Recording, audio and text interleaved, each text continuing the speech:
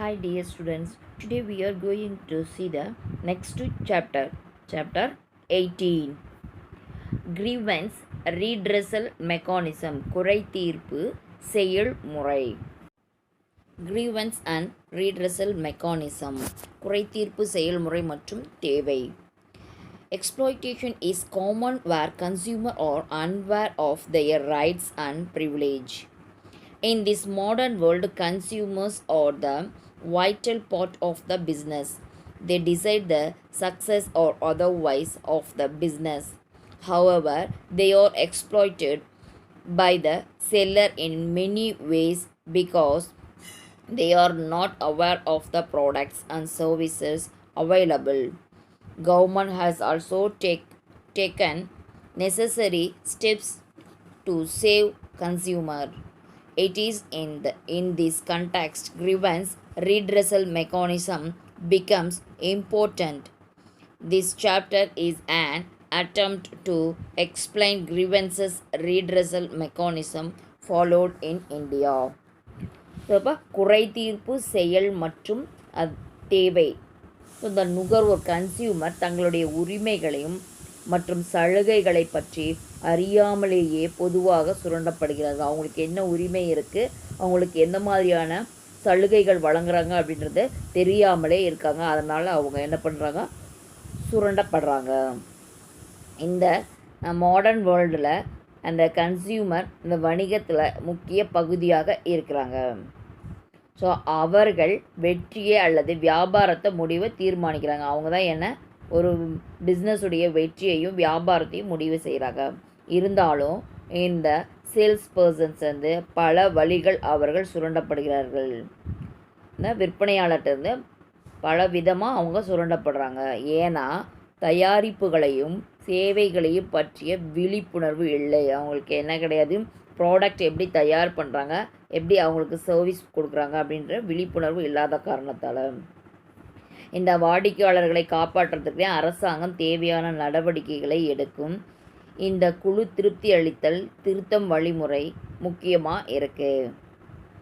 So இந்த குறை தீர்ப்பு செயலை பற்றி இந்தியாவில் விளக்குவதற்கு ஒரு முயற்சியாகும். Under this modern philosophy of marketing, consumer is supposed to be the king and business is expected to provide maximum possible satisfaction to consumer. But in early, consumers are often exploited in a common country like India. There is shortage of many products. A few firms enjoy monopoly power in the marketplace. A large majority of consumers are ignorant and illiterate and do not know their rights. There are poor and there is lack of unity among them. Due to these reasons, consumers are often deprived of their rights. They are often exploited through misleading advertisements, poor quality goods, fractional weights and measures, overcharging, etc. இப்போ இருக்கக்கூடிய modern ஃபிலாசபியில் so நவீன சந்தையில் அதனுடைய ஃபிலாசபின்னா தத்துவம். So அதன் கீழே இந்த நுகர்வோர் தான் ராஜாவாக இருக்கிறாங்க, அரசராக இருக்கிறாங்க. அது மட்டும் இல்லாமல் வியாபாரத்தில் இந்த கன்சியூமருக்கு அதிகபட்ச திருப்தி வழங்க ஏற்படுத்தியிருக்கு. ஆனால் உண்மையில் இந்த நுகர்வோர் தொடர்ந்து சுரண்டப்படுறாங்க. நுகர்வோர் என்ன பண்ணுறாங்க, தொடர்ந்து சுரண்டப்பட்டு வராங்க. ஸோ இந்தியாவை எடுத்துக்கணும், பல பொருட்கள் பற்றாக்குறை உள்ளது. இந்தியாவில் நிறைய பொருள் பற்றாக்குறையாக இருக்குது. சில நிறுவனங்கள் மார்க்கெட் இடத்துலையே ஏகபோக அதிகாரங்களை அனுபவிக்கிறார்கள். ஸோ நுகர்வோர் பெரும்பான்மையானவர்கள் தங்கள் உரிமைகளை அறிவதில் அறியாமையற்றவர்களாக கல்வியறிவு அற்றவர்களாகவும் இருக்கிறாங்க. அவங்களுக்கு என்ன உரிமை அப்படின்னு தெரிஞ்சுக்கிறதுல அவங்க எந்த ஒரு அறிவையும் கொண்டிருக்கிறதா இல்லை. கல்வியறிவும் அவங்களுக்கு கிடையாது. அவர்கள் ஏழையாக இருக்கிறாங்க. ஸோ அவர்களோட ஒற்றுமை இல்லை, ஒருத்தருக்கு ஒருத்தர் ஒற்றுமையாகவும் இல்லை. இந்த காரணத்தால் கன்சியூமர் பெரும்பாலும் தங்களுடைய உரிமையை இழக்கிறாங்க. ஸோ தவறான விளம்பரம் மூலமாகவும் தரம் குறைந்த பொருட்கள் மூலமாகவும் சிறு எடைகள், அதாவது அந்த எடை குறைவின் மூலமாகவோ அது மற்றும் அளவீடு குறைவு, அதிகப்படியான செலவு ஆகியவற்றின் மூலமாக பெரும்பாலும் அவர்கள் சுரண்டப்படுறாங்க. இதன் மூலமாக தான் அதிகபட்சம் அவங்க என்ன பண்ணுறாங்க, சுரண்டப்படுறாங்க. The next one, consumer council, நுகர்வோர் மன்றம். The Consumer Protection Act postulate establishment of consumer protection councils at the district, state and central level for the purpose of spreading consumer awareness. The object of the councils as per the act shall be to protect the rights of the consumers. So இந்த நுகர்வோர் மன்றம் எப்படி இருக்குன்னா, நுகர்வோருக்கு பாதுகாப்பு சட்டம். நுகர்வோர் விழிப்புணர்வை பரப்புவதற்காக சென்ட்ரல் மற்றும் ஸ்டேட் கவர்மெண்ட் அது மட்டும் இல்லாமல் டிஸ்ட்ரிக்ட் லெவல்லையும் நுகர்வோர் பாதுகாப்பு மன்றத்தை நிறுவி அதனால் வகை செய்திருக்காங்க. இந்த மன்றத்தில் தலையாய நோக்கம் நுகர்வோருடைய உரிமைகளை மேம்படுத்தும் மற்றும் பாதுகாப்பதும் ஆகும். அவங்களுடைய உரிமைகளையும் பாதுகாப்பையும் மேம்படுத்துவது. Then next one, 3-tier courts or quasi judiciary, மூன்றடுக்கு நீதிமன்றங்கள். ஸோ இதில் ஃபஸ்ட்டு என்னென்னு பாருங்கள், நேஷனல் கமிஷன், அதாவது தேசிய ஆணையம். ஸோ இந்த தேசிய ஆணையத்தில் என்ன பண்ணுறாங்க, மாவட்ட குறை தீர்ப்பு ஆணையம், மாவட்டம் அல்லது மன்றம். ஸோ செகண்ட் ஒன் பாரு, ஸ்டேட் கமிஷன், மாநில நுகர்வோர் குறை தீர்ப்பு ஆணையம் அல்லது மாநில ஆணையம். Then third one, district forum, மாவட்ட மன்றம், அதாவது தேசிய நுகர்வோர் குறை தீர்ப்பு ஆணையம் அல்லது தேசிய ஆணையம். ஸோ இதுதான் இந்த மூணும். ஃபஸ்ட்டு ஒன் என்ன அப்படின்னு பார்த்தோம்னா, நேஷனல் கமிஷன், தேசிய நுகர்வு குறை தீர்ப்பு ஆணையம் அல்லது தேசிய ஆணையம். ரெண்டாவது பாரு, ஸ்டேட் கமிஷன், மாநில நுகர்வு குறை தீர்ப்பு ஆணையம் அல்லது மாநில ஆணையம். நெக்ஸ்ட்டு டிஸ்ட்ரிக்ட் ஃபோரம், மாவட்ட நுகர்வு குறை தீர்ப்பு ஆணையம் அல்லது மாவட்ட மன்றம். தென் நெக்ஸ்ட்டு டிஸ்ட்ரிக்ட் ஃபோரம், மாவட்ட மன்றம்.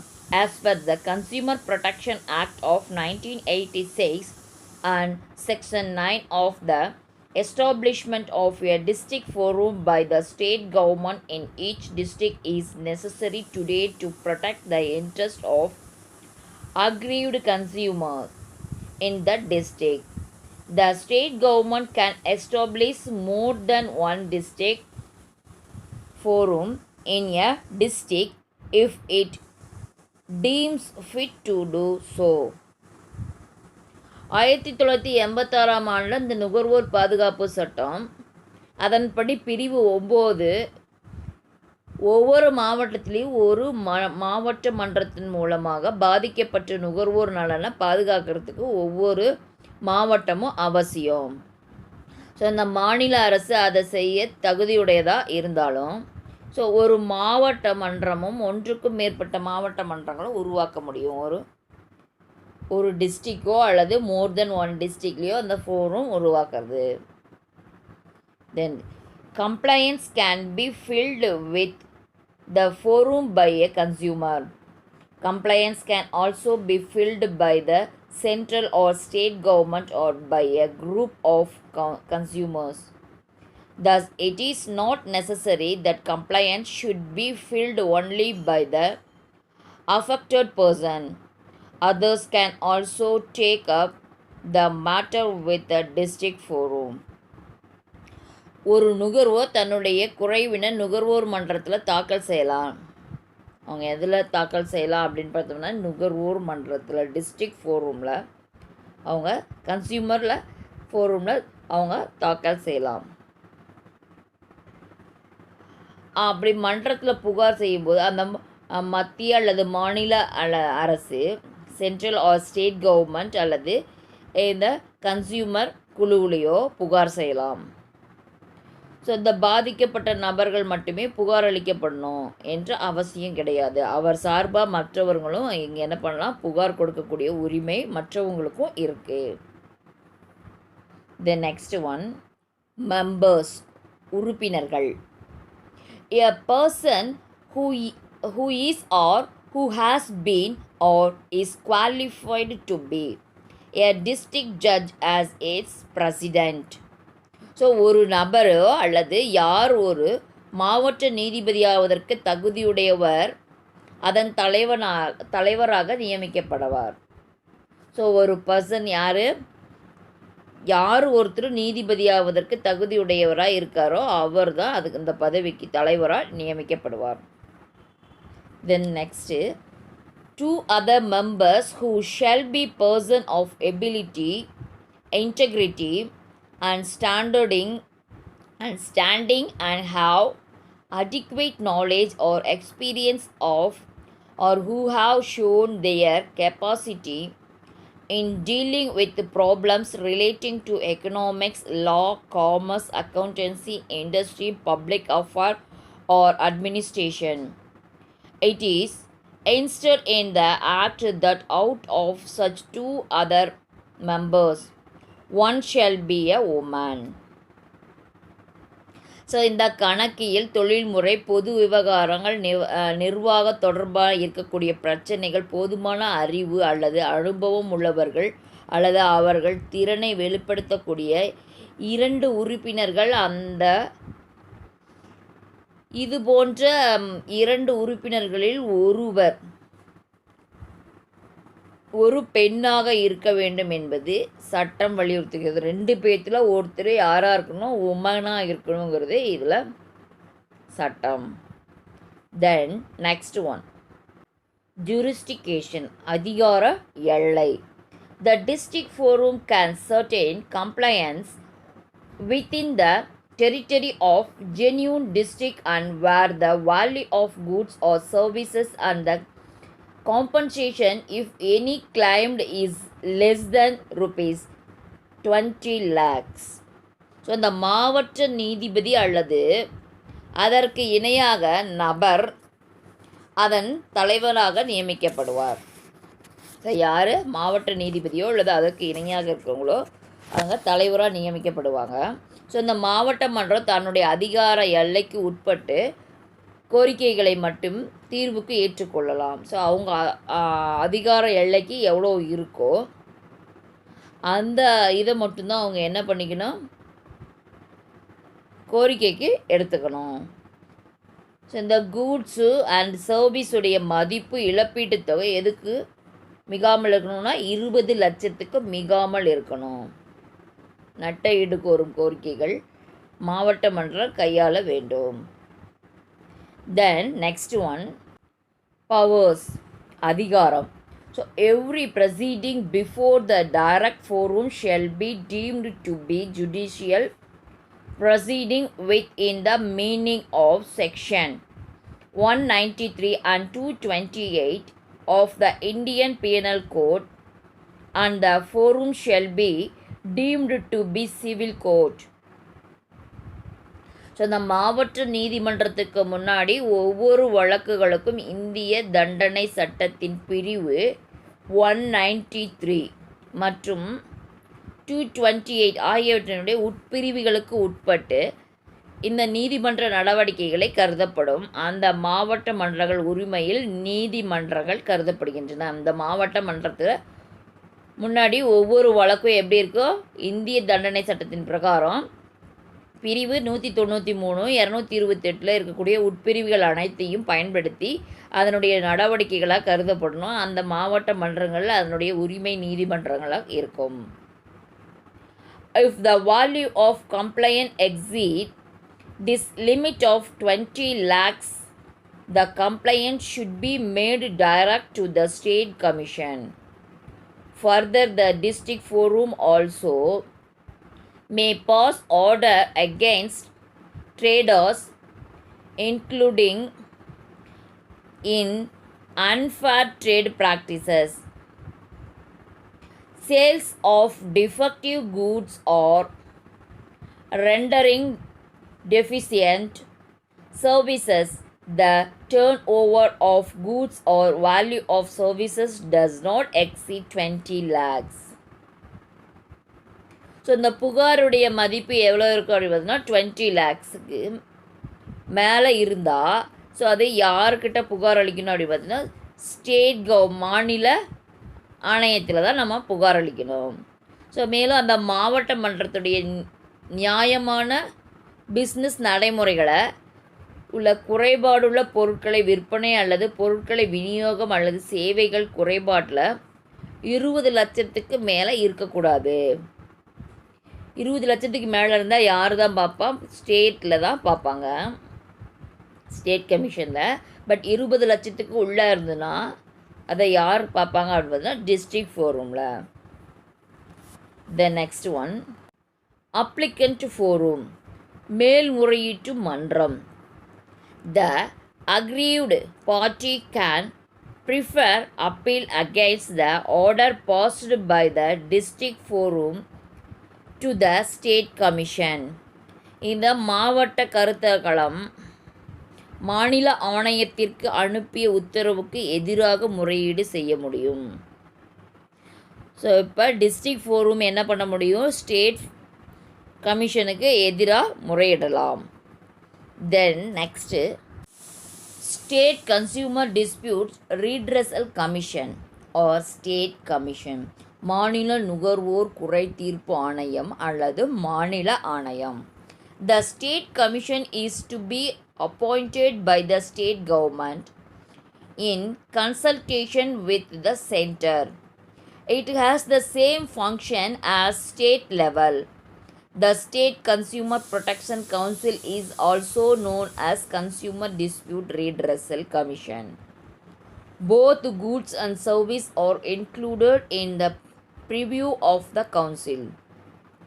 A consumer has to be protected against defects, deficiencies, and unfair restrictive trade practices. The State Consumer Protection Council is also called State Commission. So இந்த மாநில நுகர்வோர் குறை தீர்ப்பு ஆணையம் அல்லது மாநில ஆணையம் அப்படின்னா என்ன அப்படின்னு பார்த்தோம்னா, இந்த ஆணையம் மாநில அளவில் செயல்பட்டு வருகிறது.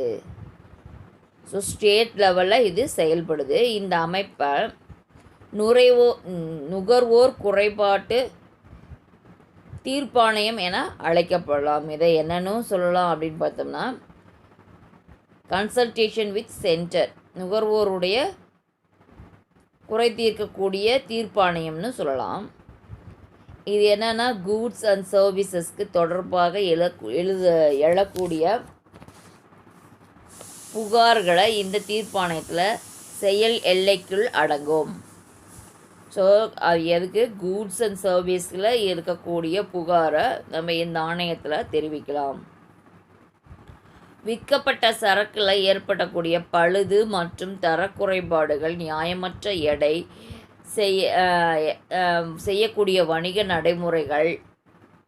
ஸோ என்ன நோக்கத்திற்காக இந்த வணிக நுகர்வோர் பாதுகாப்பு அமைப்பு ஆணையம் என்ற பெயரில் துவங்கப்பட்டு வெற்றிகரமாக செயல்பட்டு வருகிறது. ஸோ இந்த குறைபாடு உள்ள ப்ராடக்ட்ஸுக்கு 20 lakhsக்கு மேலே இருந்தால் நம்ம என்ன பண்ணலாம்? இந்த ஸ்டேட் கமிஷனில் நாம் புகார் தெரிவிக்கலாம். தென் நெக்ஸ்ட்டு மெம்பர்ஸ், உறுப்பினர்கள். Each state commission shall consist of the following members.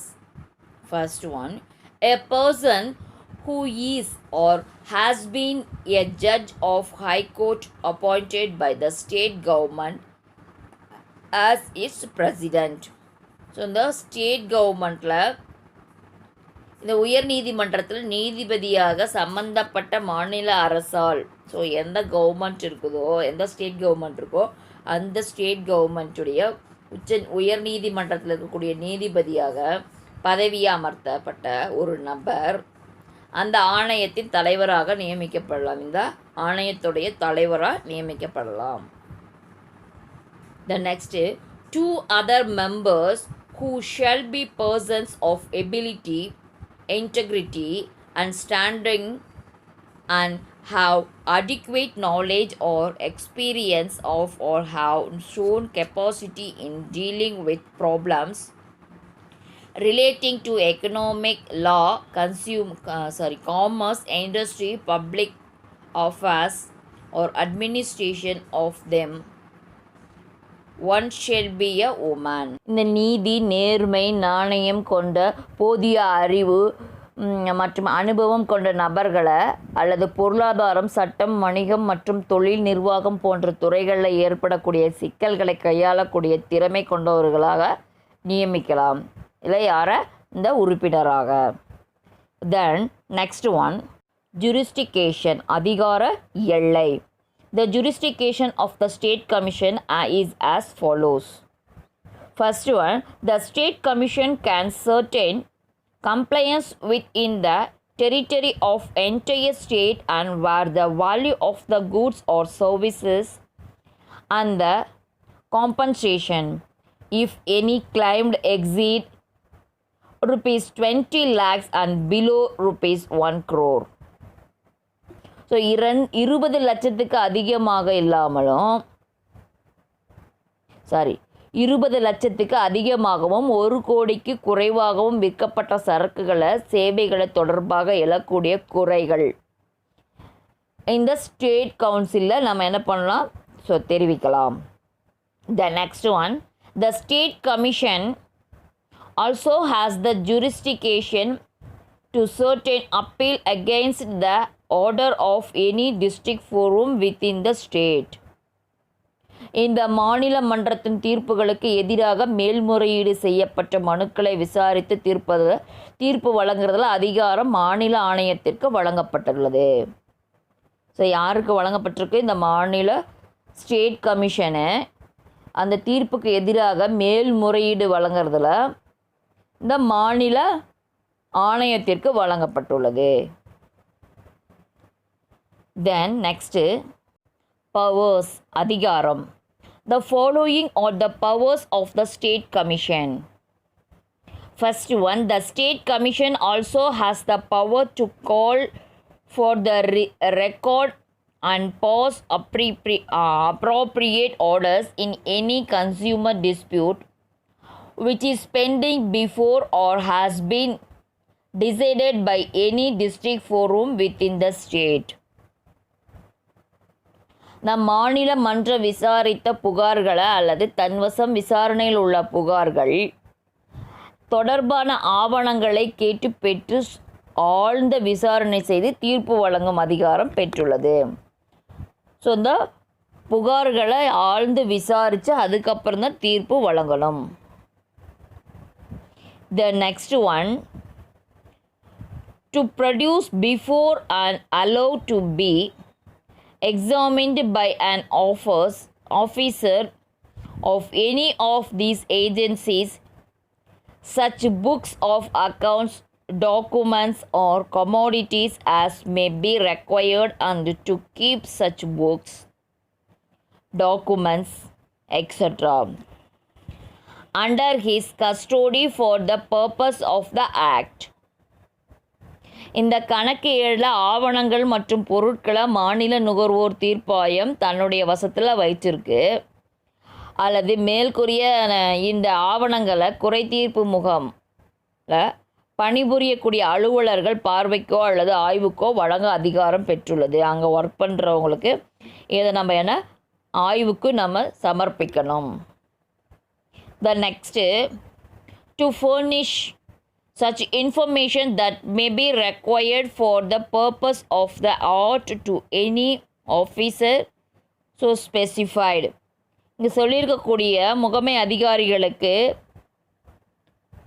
சட்டத்துடைய நோக்கத்திற்காக தேவைப்படக்கூடிய தகவல்களை வழங்கக்கூட அதிகாரம் இருக்குது. The next one, appellate forum, மேல்முறையீட்டு மன்றம், appellate forum. The State Commission jurisdiction may be original, appellate or revision. The State Commission may reverse or confirm the orders passed by the district forum. So இந்த மாநில நுகர்வு தீர்ப்பாயம் அப்படிங்கிறது ஒரு மாவட்ட மன்றத்தின் தீர்ப்புகளை மாற்றி அமைக்கவோ கொடுத்த தீர்ப்பை உறுதி செய்தோ ஆணையத்தை பிறப்பிக்க அதிகாரம் உள்ளது. அவங்க டிஸ்ட்ரிக்ட் ஃபோரமில் சொல்லப்பட்ட தீர்ப்பை மாற்றி அமைக்கிறதுக்கு இந்த ஸ்டேட் ஃபோரமுக்கு இருக்குது. Then next one, any person aggrieved by an order of the state commission may prefer an appeal to the national commission within 30 days from the date of such order. மாநில நுகர்வோர் தீர்ப்பாணையத்தில் அறிவிச்சிருக்கக்கூடிய தீர்ப்பை ஏற்றுக்கொள்ளாத நபர் தேசிய தீர்ப்பாணையத்தில் தீர்ப்பு அளிக்கப்பட்ட நாள்லேருந்து 30 நாளுக்குள்ளே மேல்முறையீடு செய்யலாம். ஸோ இந்த ஸ்டேட் கவுன்சிலில் கமிஷனில் நம்ம தீர்ப்பு வழங்கி இருக்கக்கூடியதை ஸோ மறுபடியும் ஒரு 30 நாளுக்கு உள்ள நம்ம மேல்முறையீடு செய்யலாம். எதில் அப்படின்னு பார்த்தோன்னா நேஷனல் தீர்ப்பாயத்தில். Then next one, national consumer dispute redressal commission or national commission. தேசிய நுகர்வோர் குறை தீர்ப்பு ஆணையம் அல்லது தேசிய ஆணையம். The National Consumer Dispute Redressal Commission India is a quasi-judicial commission in India which was set up in 1988 under this Consumer Protection Act 1986. Its head office is in New Delhi. The commission is headed by a serving or retired judge of the Supreme Court of India. The National Consumer Dispute Redressal Commission, in short form NCDRC, is also called as National Commission. இந்த அமைப்பு நுகர்வோர் பாதுகாப்பு சட்டம் 1986 கீழே ஒரு பகுதியாக நீதிமன்றமாக 1988 ஆண்டு ஏற்படுத்தப்பட்டது. ஸோ கன்சியூமர் ப்ரொடெக்ஷன் ஆக்ட் 1986 கொண்டு வந்தாங்க. அதனுடைய ஒரு பார்ட்டாக தான் 1988 இதை கொண்டு வந்தாங்க. இதனுடைய ஹெட் ஆஃபீஸ் எங்கே இருக்குது அப்படின்னு பார்த்தோம்னா தலைமையகம் நியூ டெல்லியில் இருக்குது, புது டெல்லியில் இருக்குது. ஸோ இந்த தீர்ப்பாணையம் உச்ச நீதிமன்றத்திலேருந்து ஓய்வு பெற்ற நீதிபதியை தலைவராக கொண்டு இயங்கி வருது. உச்ச நீதிமன்றத்தில் சுப்ரீம் கோர்ட்லேருந்து என்ன ஆனவங்க ரிட்டையர்டான ஜட்ஜை வச்சு தலைவராக வச்சு இங்கே நடத்திட்டு வராங்க. தென் நெக்ஸ்ட் ஒன், மெம்பர்ஸ், உறுப்பினர்கள். The National Consumer Dispute Redressal Commission has been constituted by a notification. தேசிய குறைதீர்ப்பு ஆணையம் அறிவிப்பதன் மூலமாக இது நிறுவப்பட்ட அமைப்பு எப்படி இருக்குது அப்படின்னு பார்த்தோம்னா, The National Commission should have 5 members. இதில் 5 உறுப்பினர்கள் இடம்பெறுறாங்க. இந்த கவுன்சிலில் நேஷ்னல் கவுன்சிலில் 5 மெம்பர்ஸ் இருக்காங்க. தென் 1 should be for judiciary. So அவர்களில் ஒருத்தர் நீதி துறையை சார்ந்தவராக இருக்கணும்.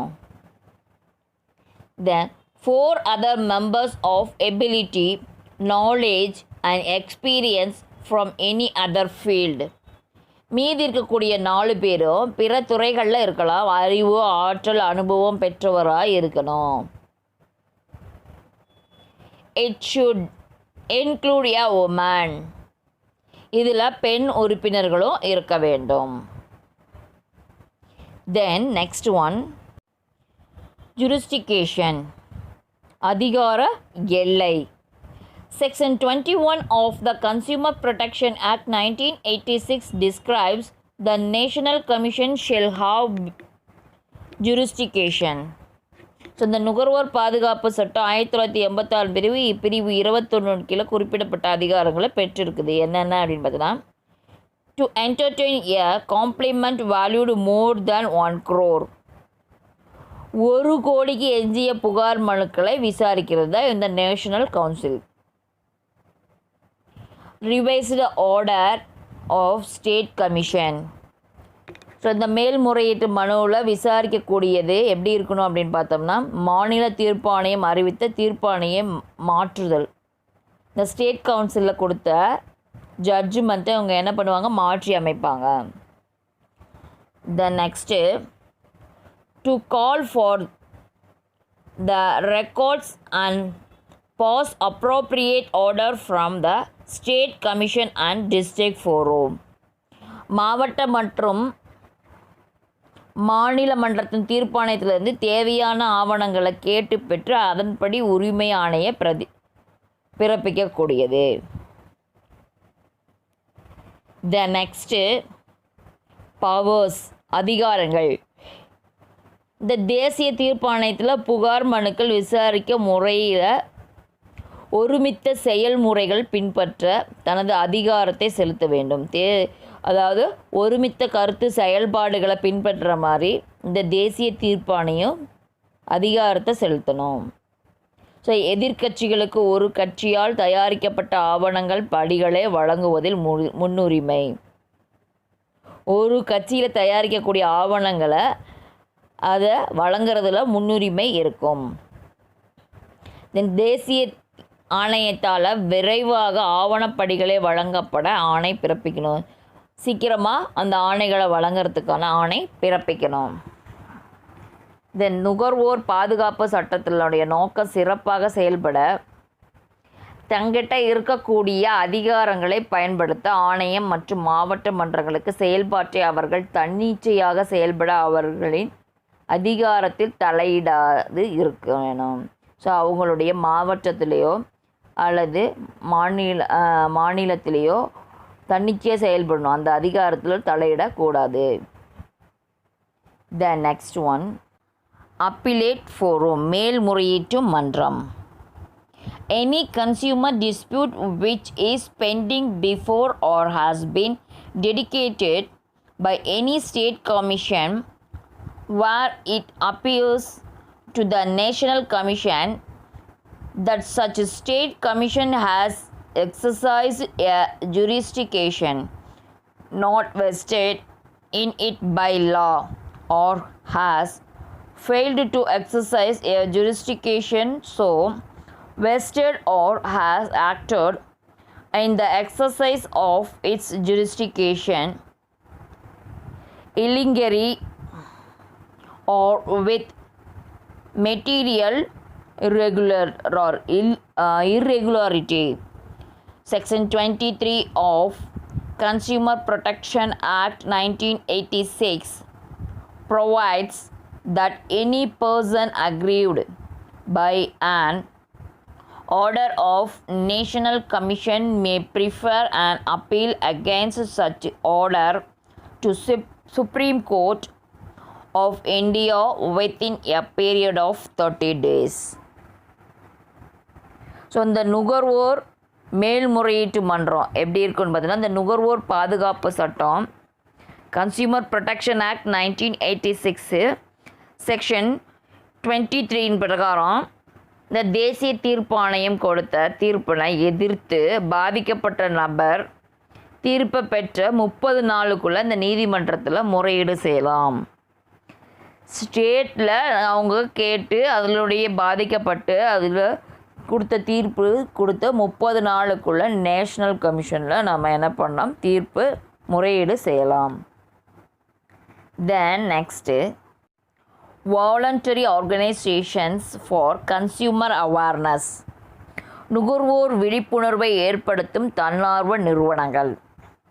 Consumer is a board label for any individuals or households that use goods and services produced within the economy. Voluntary consumer organization refers to the organization formed voluntary with the consumer to protect their rights and interests.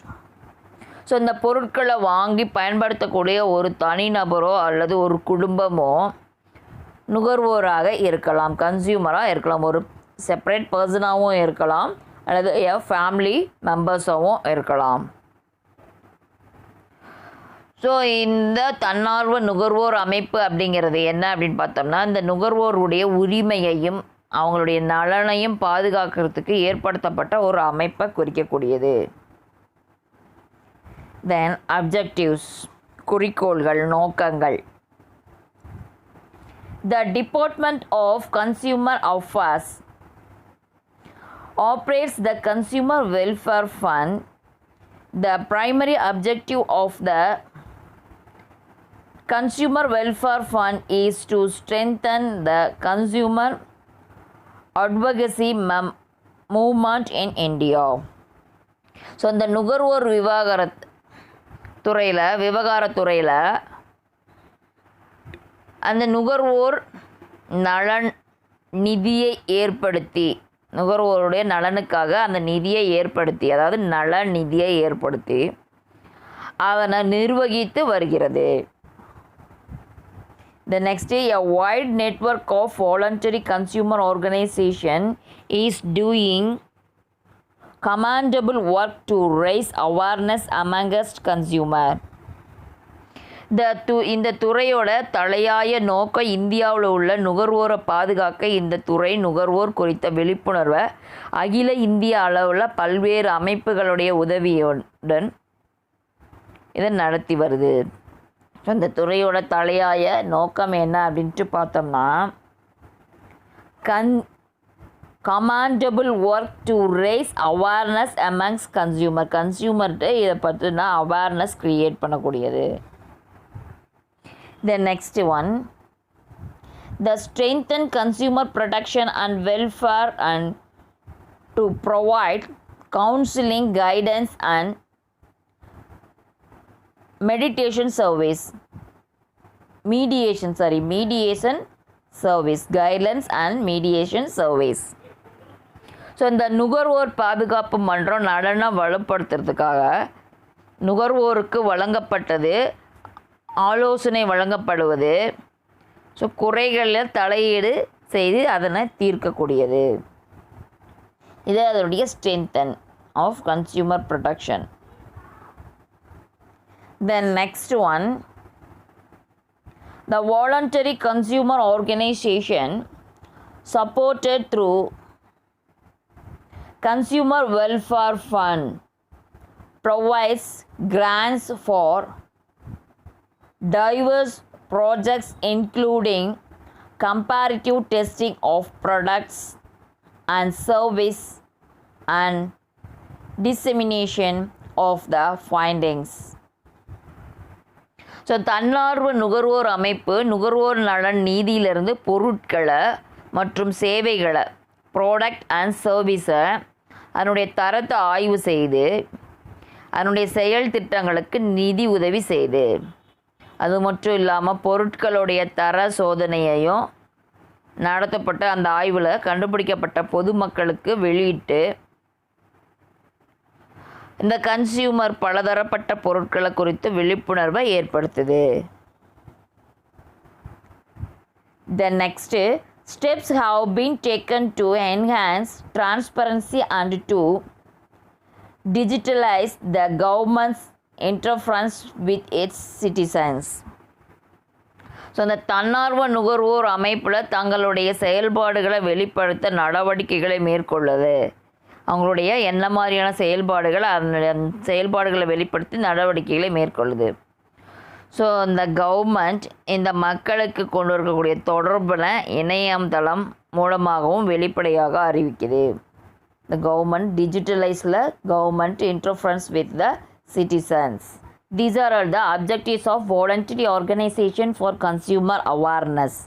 அதாவது நோக்கங்கள், நுகர்வோர் விழிப்புணர்வை ஏற்படுத்தும் தன்னார்வ நிறுவனங்களுடைய நோக்கங்கள். Then next one, accelerating consumer awareness or educating consumers. நுகர்வோர் விழிப்புணர்வை ஏற்படுத்துதலும் மேம்படுத்துதலும். The first priority of a consumer organization is to accelerate consumer awareness towards their rights. To accomplish this task, the following efforts are made.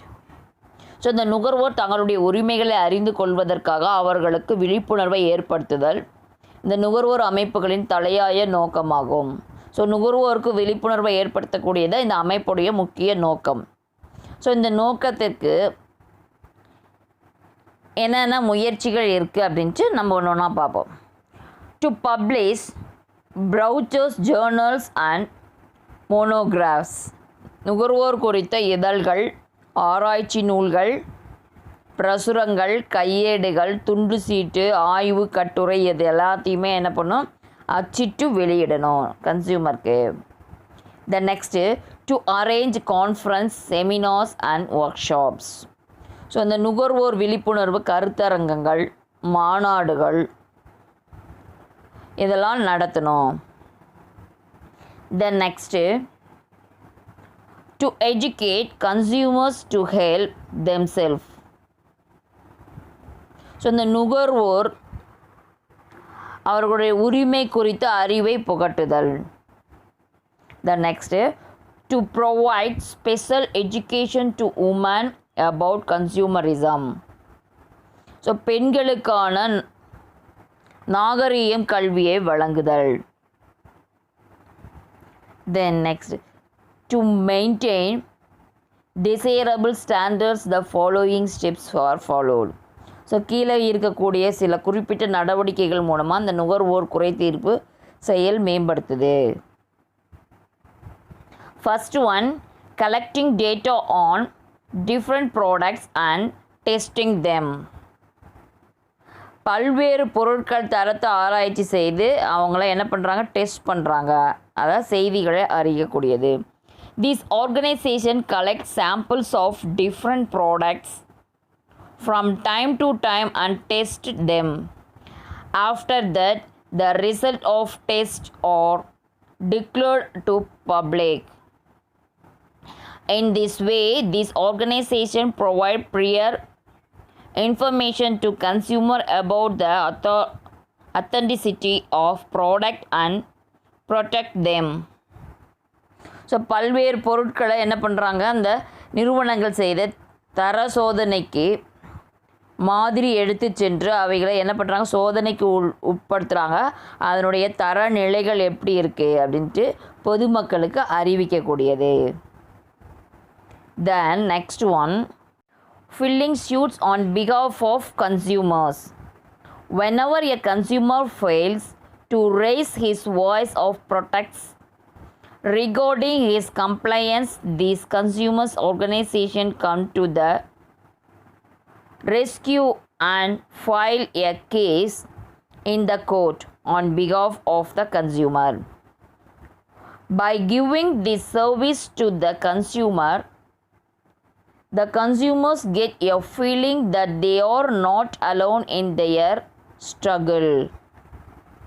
So இதன் மூலம் அந்த பொருட்களை வாங்கக்கூடிய நுகர்வோர்கள் தாங்கள் வாங்க விளையக்கூடிய பொருட்களை உண்மையான தரத்தை அறிந்து தரமான பொருட்களை வாங்க முடியும்.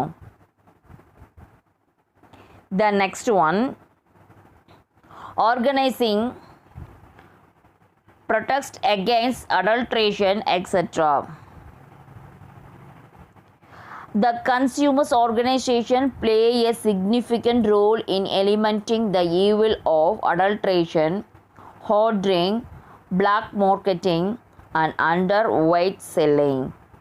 ஸோ இந்த நுகர்வோர்கள் தங்கள் புகார் அளிக்கக்கூடிய குறித்து எதிர்ப்பு ஏதும் தெரிவிக்காத நிலையில் தன்னார்வ நுகர்வோர் நிறுவனங்கள் அவர்களுடைய புகார்களை இந்த நுகர்வோர் நீதிமன்றத்தில் தாங்கள் செய்து பாதிக்கப்பட்ட நுகர்வோருக்கு பாதுகாப்பு வழங்குது. பாதிக்கப்பட்ட நுகர்வோருக்கு என்ன பண்ணுறாங்க, பாதுகாப்பு வழங்குறாங்க. ஸோ இதன் மூலமாக அந்த பாதிக்கப்பட்ட நுகர்வோர் தங்களுடைய உரிமைகளை போராட்டத்திலையும் தனிமையில் போராடலை என்ற எண்ணத்தை ஏற்படுத்தணும். தனிமையில் நம்ம போராடலை அப்படிங்கிற எண்ணத்தை ஃபஸ்ட்டு க்ரியேட் பண்ணணும். அதாவது நிறைய நுகர்வோர்கள் நலன் காக்கும் அமைப்புகள் தங்கள் பின்னாடி இருக்கிறது மூலமாக அது வலுப்படுத்துது. Then next one, helping educational institution.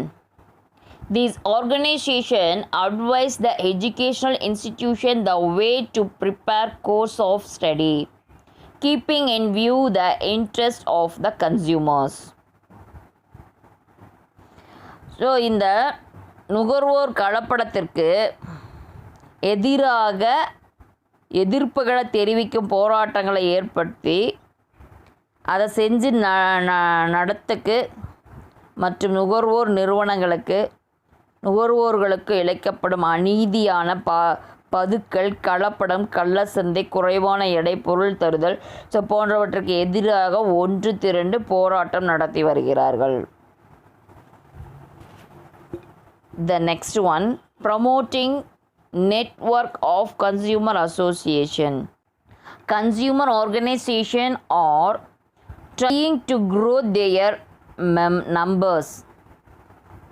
They want to cover all the regions of the country so that consumer of all regions are benefited by their services.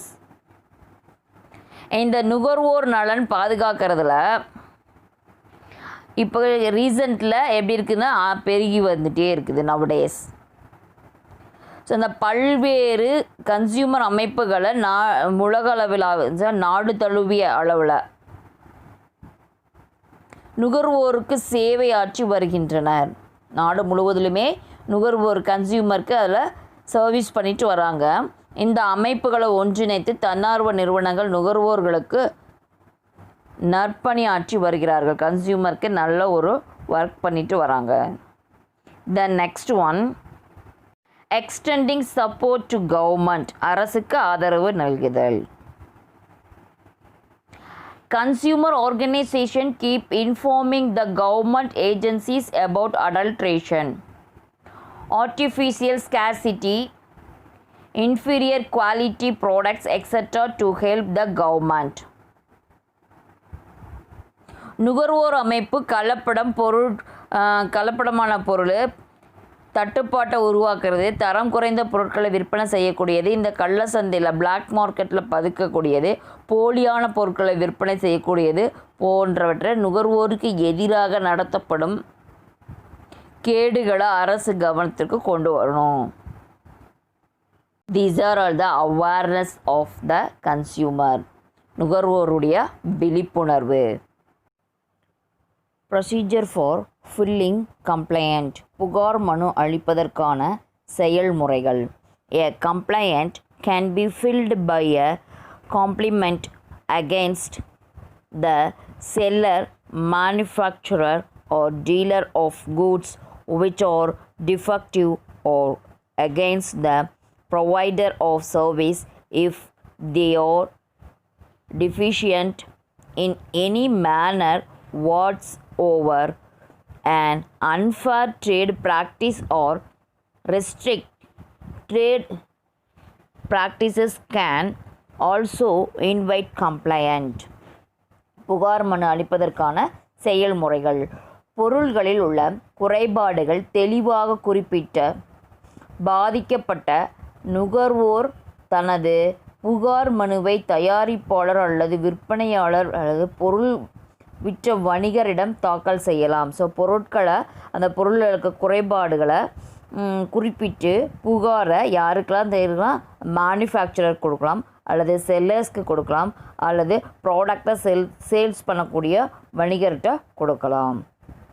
So இந்த பாதிக்கப்பட்ட வணிகர் நியாயத்திற்கு புறம்பான விற்பனை நடவடிக்கைகளுக்கு எதிராகவோ அல்லது அவர்கள் ஈடுபட்ட தடை செய்யப்பட்ட வணிக நடவடிக்கைகளுக்கு எதிராகவோ புகார் அளிக்கலாம். ஸோ பாதிக்கப்பட்ட கன்சியூமர் என்ன பண்ணலாம் அப்படின்னு பார்த்தோம்னா, நியாயத்துக்கு புறம்பாக இருக்குதா, விற்பனை நடவடிக்கைக்கு எதிராக இருக்குதா, ஸோ அவர்கள் அது தடை செய்யப்பட்ட பொருள் எதுவும் விற்பனை செஞ்சுருக்காங்களா, அதுக்கு தகுந்த மாதிரி நம்ம என்ன பண்ணலாம், அதுக்கு ஆப்போசிட்டாக நாம் இந்த புகாரை கொடுக்கலாம். ஸோ இந்த நுகர்வோர் நீதிமன்றத்தில் புகார் மனுவை தாக்கல் செய்யும் முன்பாக பொருள் தயாரித்த நிறுவனத்துக்கு அல்லது பொருள் விற்ற நிறுவனத்திற்கு, பொருள் தயாரித்த நிறுவனத்துக்கோ அல்லது பொருளை விற்ற நிறுவனத்துக்கோ அந்த சட்டப்படி அறிவிப்பை பாதிக்கப்பட்ட நுகர்வோர் அனுப்பலாம். அந்த அறிவிப்பை பாதிக்கப்பட்ட நுகர்வோர் அனுப்பலாம்.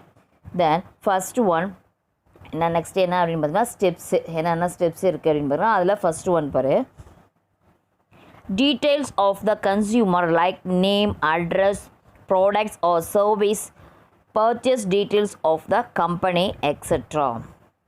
ஸோ இந்த இந்த கன்சியூமர் தங்களுடைய பெயர், முகவரி, வாங்கிய பொருள், என்னைக்கு வாங்கினாங்க, அந்த பொருளோட விவரம் குறித்து சட்டப்படி கொடுக்க வேண்டும். ஸோ அந்த அறிவிப்பில் தெளிவாக குறிப்பிட்டு இருக்க வேண்டும். The next one, necessary details of the problem faced and describe the deficiency in service.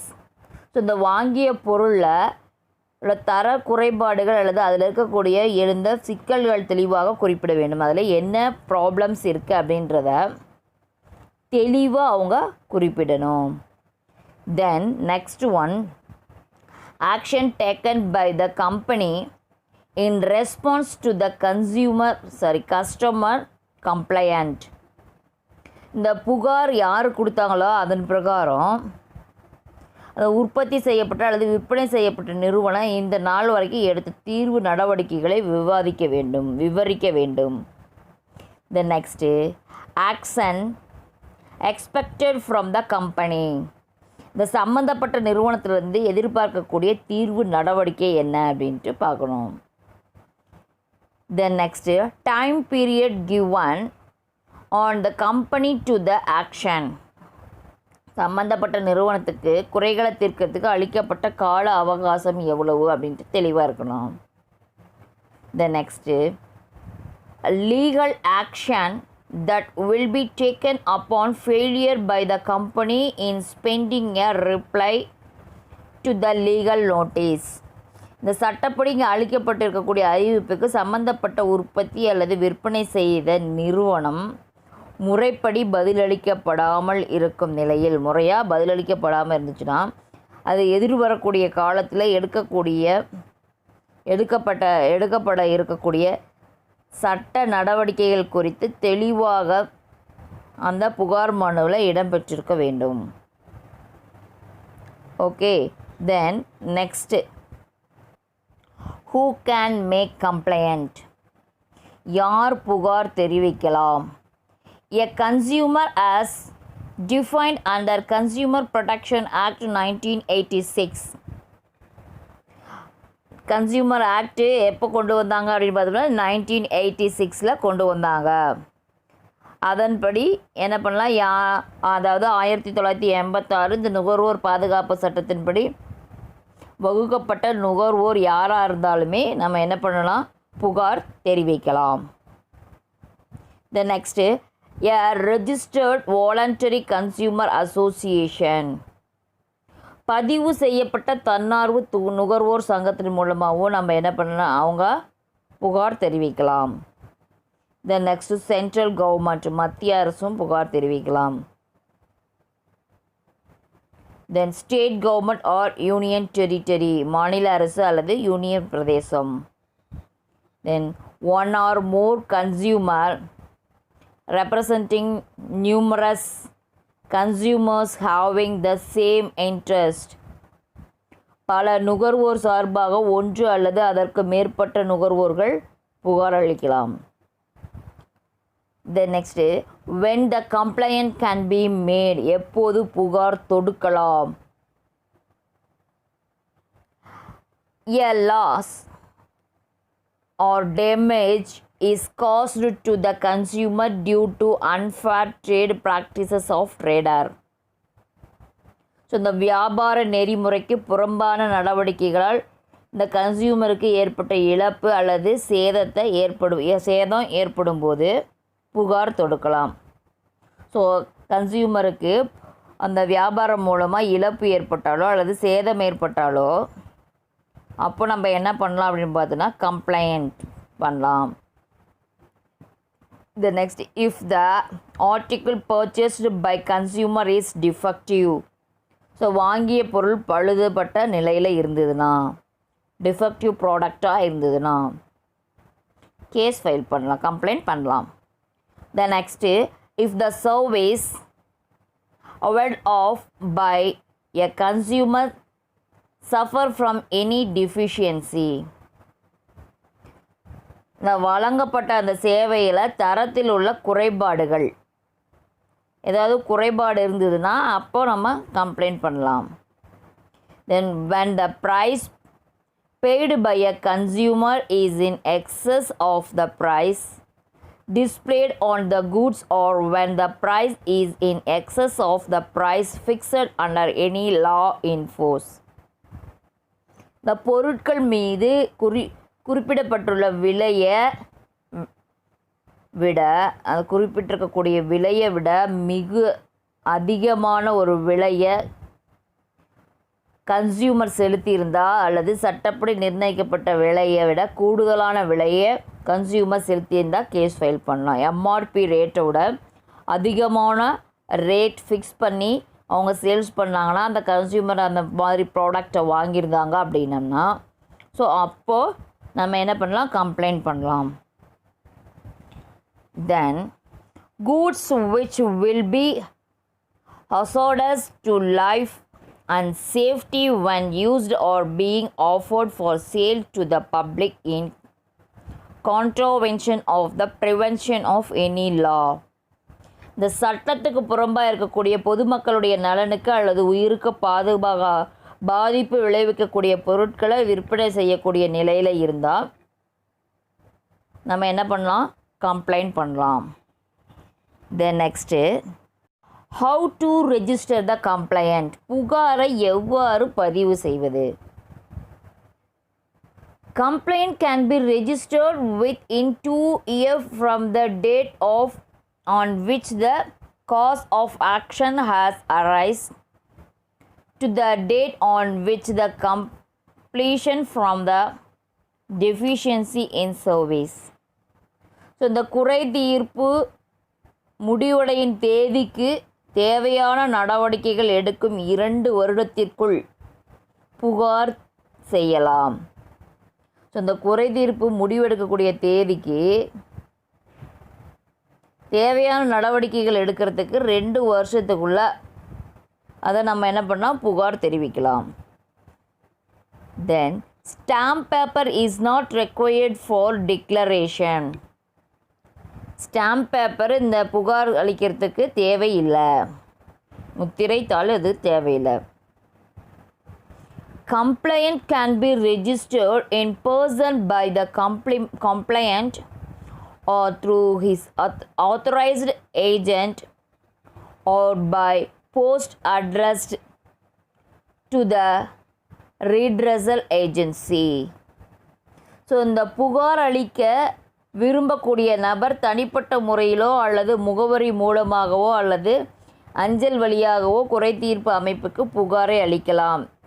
அவங்க எப்படிலாம் புகார் பண்ணலாம் அப்படின்னு பார்த்தோம்னா, எப்படி புகாரை ரெஜிஸ்டர் பண்ணலாம், த்ரூ ஆத்தரைஸ்டு ஏஜெண்ட் மூலமாகவும் பண்ணலாம். வேறு எப்படி பண்ணலாம், ஒரு தனிப்பட்ட நபர் அப்படின்ற முறையிலும் பண்ணலாம், போஸ்டல் முறையிலும் பண்ணலாம். Then next one, advocate are not necessary. இங்கே புகார் அளிக்கிறதுக்கு வழக்கறிஞர் ஈடுபடுத்த வேணும் அப்படிங்கிற அவசியம் எதுவும் கிடையாது. Then next topic, what are the particulars that should be furnished among with the complaint. புகார் மனுவில் தரப்பட வேண்டிய விவரங்கள் என்னென்ன. First one, the name and complete address of the complaint. புகார் அளிக்கக்கூடியவங்களுடைய பெயரும் முகவரியும் இருக்கணும். The name and complete address of the opposite party or parties. யார் மீது நாம் புகார் கொடுக்குறோமோ அவங்களுடைய பெயரும் அவங்களுடைய முழு முகவரியும் தெரிவிக்கணும். ஸோ வழங்கிய பொருள் அல்லது பயன்படுத்திய சேவையின் நாள் என்ன, date of purchase of goods and service availed, வாங்கிய பொருளுடைய தேதி. Then amount paid for the above purpose. So எந்த பர்பஸ்க்காக நம்ம அமௌண்ட்டு பெய்ட் பண்ணியிருக்கோமோ அந்த டீட்டெயில்ஸ் சொல்லணும். Then particular of goods purchased with number or details of service availed. So இந்த புகார் பற்றிய விவரமோ, அதாவது வணிக பழக்கங்களுக்கு புறம்பான செயல்பாடில் அல்லது சேவையில் இருக்கக்கூடிய ஏதாவது பழுது இருக்கா, மிகுதியாக செயல்பட்டுருக்கா, விலை என தெளிவாக குறிப்பிட்டிருக்கணும்.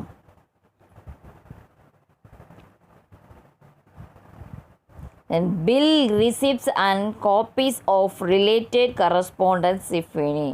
வழங்கிய பொருளில் சேவை தொடர்பாக வழங்கப்பட்ட ஏதாவது ரொக்கம் அல்லது கடன் இருக்குதா அப்படின்ட்டு பார்த்து நம்ம தெரிவிக்கணும். ஸோ இதெல்லாம் கொடுக்கணும். ஸோ இதெல்லாம் தான் என்ன அப்படின்னு பார்த்தோம்னா நம்ம கம்ப்ளைண்ட் பண்ணுறதுக்கு தரப்படக்கூடிய விவரங்கள். ஸோ புகார் மனுவில் நாம் இதெல்லாம் அட்டாச் பண்ணி கொடுக்கணும். Then next one, relief to the customers, நுகர்வோருக்கு தரும் நிவாரணம். The direct forum or state commission can order following relief to the consumers. So இந்த மாவட்ட அல்லது மாநில குறை தீர்ப்பு ஆணையம் கீழே குறிப்பிட்டிருக்க வடிவத்தில் தீர்வுகளாக கொடுக்கலாம். First one, to remove the defect in the goods pointed out. வாங்கிய பொருளில் உள்ள பழுதை நீக்க பணித்தல். ஸோ என்ன பொருளை வாங்கியிருக்கோமோ அந்த ப்ராடக்டில் என்ன டிஃபெக்ட் இருக்கோ அந்த டிஃபெக்டை சரி செஞ்சு தரத்துக்கான உத்தரவு. Then to replace the goods, அந்த பழுதான பொருளை மாற்றி புதிய பொருளை தரத்துக்கு கட்டளையிடலாம். Then third one, to return to the complainant the price of the goods. இந்த புகார் அளித்தவருக்கு வாங்கிய பொருள் அல்லது பயன்படுத்திய சேவை தொடர்பாக செலுத்தப்பட்ட விலையை திரும்பி தரத்துக்கு உத்தரவிடலாம். The next, to pay such amount of compensation for the loss or injury suffered by the consumer. So அந்த கன்சியூமருக்கு ஏற்பட்ட பாதிப்பு அல்லது பண நட்டத்தை ஈடு செய்ய ஆணையிடணும். Then to discontinue the unfair trade practice or not to repeat it. இந்த சேவையில் ஏற்படக்கூடிய குறைகளை தீர்த்து வைக்கணும். Then to withdraw the hazardous goods from being offered for sale. இந்த வணிக பிஸ்னஸில் இருக்கக்கூடிய நெறிமுறைகளுக்கு புறம்பான முறையில் ஏதாவது செய்ய நடவடிக்கைகளை கைவிட அறிவுறுத்தணும். Then to provide the cost of expenditure incurred by the complaint. உடல் நலத்துக்கு தீங்கு விளைவிக்கக்கூடியது ஏதாவது இருந்துன்னா அந்த பொருட்களை செய்கிறதுலேருந்து விலகி கட்டளையிடணும். அந்த புகார் செய்த செலவுக்கு ஈடு செய்ய கூறணும். எவ்வளோ காஸ்ட் எக்ஸ்பெண்டிச்சர் அவங்க பண்ணியிருக்காங்களோ அதை அவங்களுக்கு ஈடு செய்யணும். These are all the relief to the customer, நுகர்வோருக்கு தரக்கூடிய நிவாரணங்கள். Then next one, what is the appeal provision, மேல்முறையீடு செய்யும் முறைகள் என்ன? First one, aggrieved by the orders issued by the district consumer redressal forum appeal. Petition can be filed before State Consumer Dispute Redressal Commission within 30 days from the date of receipt of order.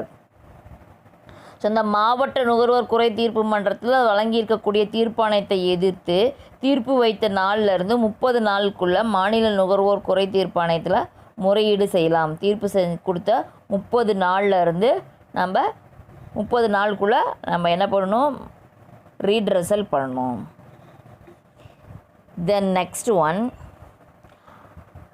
Aggrieved by the address issued by the State Consumer Dispute Redressal Commission appeal petition can be filed before National Consumer Dispute Redressal Commission within 30 days from the date of receipt order. So இந்த மாநில நுகர்வோர் first முதல்ல என்ன இருந்தது, மாவட்டம். So இப்போ அடுத்தது எங்கே வந்துருச்சு, மாநிலம். அதுலேயும் அதே மாதிரி தான் இந்த குறை தீர்ப்பாணத்தில் அவங்கள எதிர்த்து வச்சு அதில் 30 நாளைக்குள்ளே நேஷனலில் நம்ம என்ன பண்ணலாம், குறை தீர்ப்பு மையத்தில் முறையீடு செய்யலாம். ஃபஸ்ட்டு டிஸ்ட்ரிக்டில் ஏதாவது குறை அவங்க சொன்ன தீர்ப்பில் குறை ஏதாவது இருந்ததுன்னா நம்ம அதுலேருந்து 30 நாளுக்குள்ளே ஸ்டேட் லெவலில் நம்ம கம்ப்ளைண்ட் பண்ணலாம். இப்போ ஸ்டேட் லெவலில் கொடுத்த அறிக்கையில் ஏதாவது கம்ப்ளைண்ட் இருந்தது அப்படின்னா அதில் அவங்க அறிவித்த தேதியிலேருந்து 30 நாளுக்குள்ளே நம்ம மறுபடியும் கம்ப்ளைண்ட் பண்ணலாம். Then next, aggrieved by the order issued by the National Consumer Dispute Redressal Commission, appeal petition can be filed before Supreme Court of India within 30 days from the date of receipt of order. இந்த தேசிய நுகர்வு குறைவு தீர்ப்பு ஆணையத்தில் தீர்ப்பு வழங்கின 30 நாளுக்குள்ள உச்ச நீதிமன்றத்தில் நாம் என்ன பண்ணலாம், மேல்முறையீடு செய்யலாம்.